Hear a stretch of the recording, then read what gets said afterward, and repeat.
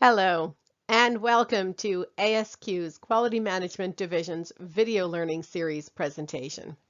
Today our topic is the Quality Management Division's Content Management Committees, and we're going to learn about the Training and Development Committee. This is a presentation hosted by myself, Susan Gorvet, and as well, Grace Duffy. Thanks for joining us.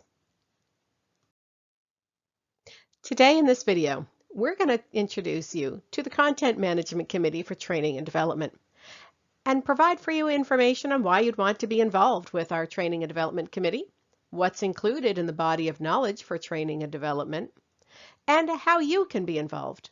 We're always looking for volunteers, so come and join us. So who is the Content Management Committee for Training and Development? Well, you know what? We're a group of volunteers working together to increase the volume of the body of knowledge material for all ASQ members. I'm the chair, Susan Gorvet, and my contact information is here. If you ever have any questions, please reach out. But you can see we have some other names that you might recognize if you've been involved with ASQ committees in the past. So if you want to be involved and learn a little bit more, stick with us. But what is it that we actually do? Well, the Training and Development Content Management Committee is responsible to solicit, review, and approve Quality Management Division content for our members. We want to manage the content and give you the information that you're looking for at your fingertips, and that can include part of the QMD community on My ASQ. If you want to learn more about My ASQ, there's lots of other training videos available, but certainly check out My ASQ on theasq.org. Join the community. If you're not involved, get involved. You can post questions and you can respond to other people's questions. We also serve as a subject matter experts for peer reviews. We can also develop and review training material in collaboration with QMD Education and any other divisions that might need assistance. We're always looking for collaborative efforts, always building new content so that it's accurate and available for you when you need it. So how do we make this information available for you? Well, we're also responsible for that too. We're going to collaborate with other divisions to deliver these sponsored webinars. It could be developing content for articles in the Quality Management Forum. It could be in the form of any tools, books, or any other additional training material that you might be looking for related to training and development. We also want to partner with other ASQ technical communities, and we're happy to do so. And we'll represent Quality Management Division at conferences, and we'll make sure that the content is being managed appropriately. We want to be your voice. If there's something that's missing, let us know. If there's something you want to contribute, let us know.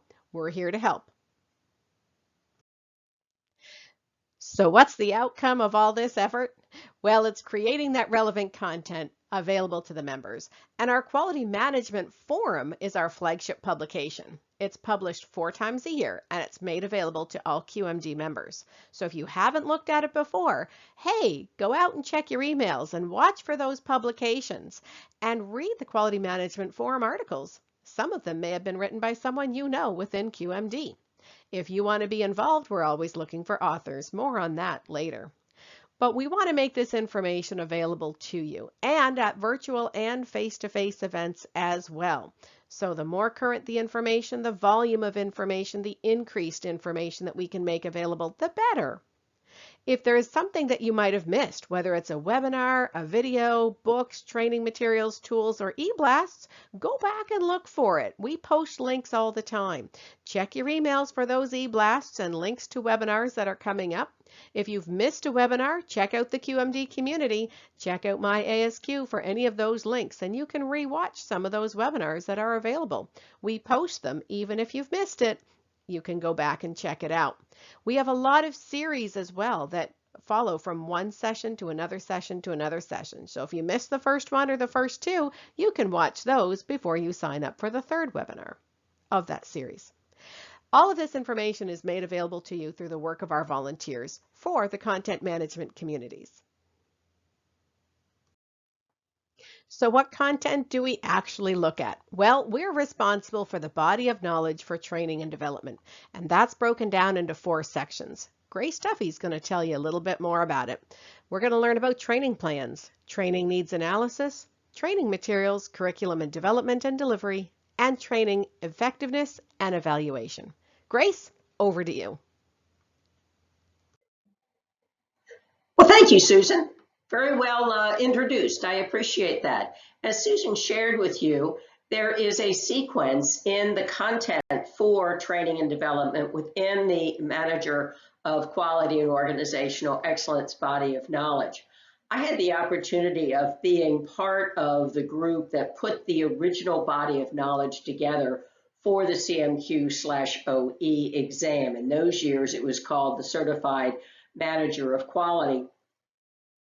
I had just left IBM, retiring as head of corporate technical education. And so at that point, we used IBM's systematic approach to education model for the different categories of training and development. For those of you who have been involved with the Association for Talent Development and some of the other training and development professional societies, you'll recognize this sequence probably very much like the ADDIE model as well. We do have the analysis, the design, the development, the implementation, and the evaluation. And certainly our human brains work in a way so that even though additional authors in reference materials may name these categories and sequences slightly differently, the flow is going to be pretty much the same. So you'll find that the information that is in the CMQOE review guide that Quality Management Division supports will give you the information that you need to prepare for and then to sit for the exam. This first section on training plans looks at the initial, what is it that you want to do? What are the skills that you need to support within your organization? Here in the listing here, the information here is directly off of the fine print, the smaller print describing this section of the CMQOE body of knowledge on the certification website portion of the ASQ.org. For Section A in training plans, we develop and implement training plans that are aligned with the organization's strategic plan. And alignment is critical because we want to make sure that the skills that we provide to our employees and our workforce in general, including executives, are focused very clearly on the results of the organization and reflect the culture and the leadership style of that organization. We need to meet our general business needs, including leadership training and alignment of personnel development plans. Section B looks at training needs analysis. What happens here is that once you have the high-level alignment of what is the basic skill category, the scope of the training that you need, the level and depth of the training that's necessary based on the audiences, then you need to dig down into those audiences to understand, again, the level of detailed information necessary, the level, whether it's executive training, whether it's middle management, whether it's first line supervisory, whether it's the worker level, whether it's technical, whether it's behavioral, whatever, and you need to go through that gap analysis process. So in the training needs analysis section, we use various tools and techniques such as surveys and performance reviews, regulatory requirements. You know that there are certain requirements, certainly under the ISO arena and certainly under other standards within the industries that require certain levels of training and recertification and reskilling for those categories. And of course, certainly now that our world and our technologies are moving so quickly, that retraining and that gap analysis should be performed on a more frequent basis. It used to be we'd say every 3 to 5 years, go ahead and do a new skills analysis. I'm not sure we can wait that long anymore. So the training needs analysis looks at that gap analysis to identify what your training needs are. Once you've decided your audience, and you also need to look at the venues required for that audience, especially now since we have ramped up the need for virtual and more self-initiated training, Section C comes in and looks at that training materials, curriculum development, and delivery.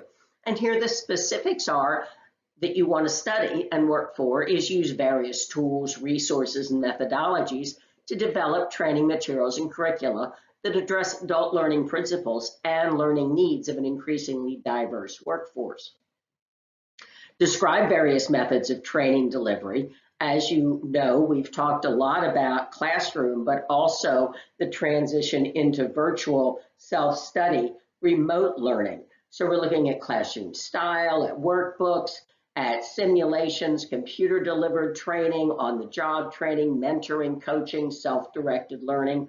Realize that part of training and development is the mentoring and coaching, although that also shows up under the human resources sections within the quality management body of knowledge. Lastly, in the sequence of the training and development section within the body of knowledge is training effectiveness and evaluation.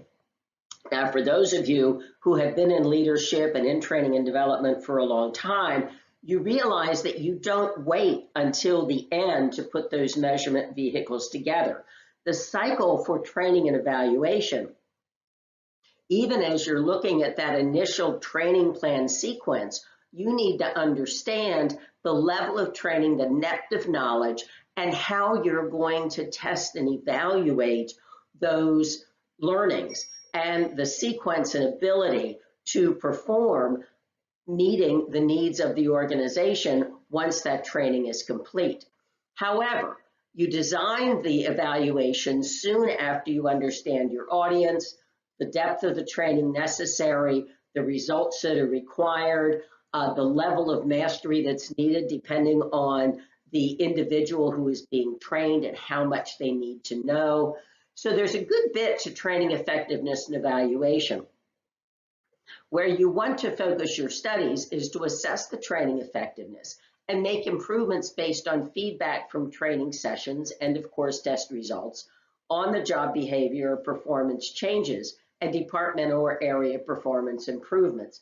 There are different levels of evaluation that tell you whether you have just a smile sheet, whether you can really perform the function, whether your results meet the needs of your department, and finally, whether your changed performance really shows a difference and a return on investment within the organization. Thank you, Grace, for that in-depth and comprehensive review on the body of knowledge for training and development. That's wonderful. Now, are you looking for more ways on how you can get involved? We would love to have you. We just need your ASQ number and a resume and send me some information. What is it that you're looking for? How do you want to get involved? Do you want to write an article? Do you want to present a webinar? We're always looking for that.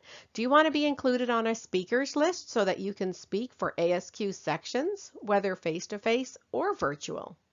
We would love to engage your services. If you have a training and development background and you can speak to those body of knowledge content that Grace just reviewed, we want to include you so that you can share your knowledge with other ASQ members. Reach out. We'd love to have you. Thank you for watching our video for the CMC for Training and Development. Do you want to learn more or do you have more questions? We would love to help you. You can reach either myself, Susan, or Grace Duffy, and our contact information is here. We're here to help. Thank you again, and remember, have a quality day.